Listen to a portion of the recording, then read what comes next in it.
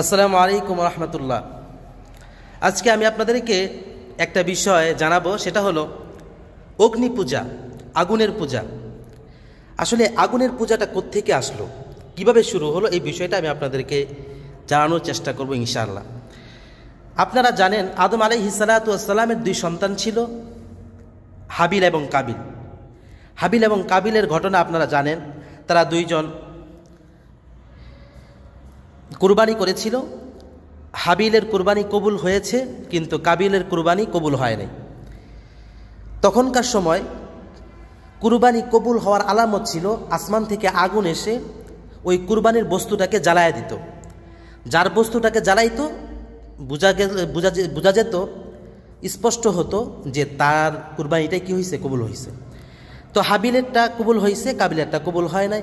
পরবর্তীতে আপনার ঘটনা জানেন, কাবিল হিংস্রবশবর্তী হয়ে বিদ্বেষ পোষণ করছে হাবিলের প্রতি এবং বলছে তাকে আমি হত্যা করব। শেষ পর্যন্ত শয়তানের ধোকায় পড়ে ঠিকই হাবিলকে হত্যা করছে। হত্যা করার পরে, হত্যা করাতে বিশাল গুরুত্বপূর্ণ, মারাত্মক, জঘন্যতম অপরাধ।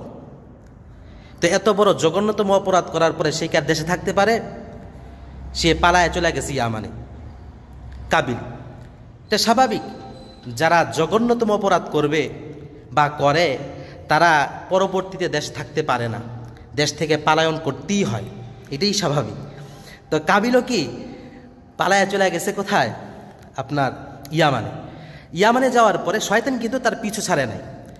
শয়তান এখানে কাবিলকে বলতে শুরু করলো, কাবিল তুমি কি জানো হাবিল যে কুরবানি করছে, হাবিলের কুরবানি কবুল হয়েছে, তোমারটা কবুল হয় না, এর কারণ কি জানো?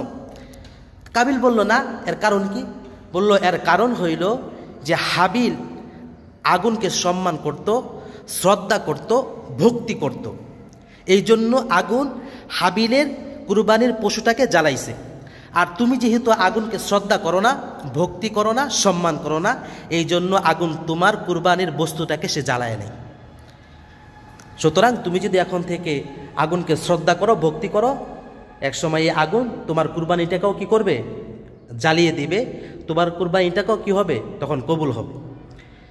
তখন কাবিল চিন্তা করলো, ঠিকই তো, হতেও তো পারে যে আমার ভাই হয়তো বা আগুনকে শ্রদ্ধা করত, ভক্তি করত, এই জন্য তারটা কি করছে? জ্বালায়া দিছে। এরপর থেকেই কাবিল কি আগুনকে সম্মান, শ্রদ্ধা, ভক্তি শুরু করলো। কিন্তু কাবিল কিন্তু তখনও কি করে নাই? আগুনের উপাসনা করে নাই, অগ্নি পূজা শুরু করে নাই। পরবর্তীতে তার বংশধররা কি করছে? এই আগুনকে এই যে শ্রদ্ধা করতে করতে, সম্মান করতে করতে একসময় এটাকে পূজার জিনিস বানায় ফেলছে। নাউজুবিল্লাহ, মাবুদ বানায় ফেলছে। নাউজুবিল্লাহ।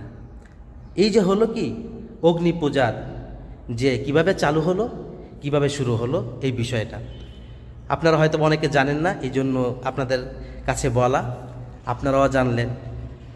ভালো থাকবেন, সুস্থ থাকবেন। আসসালামু আলাইকুম রহমতুল্লাহ।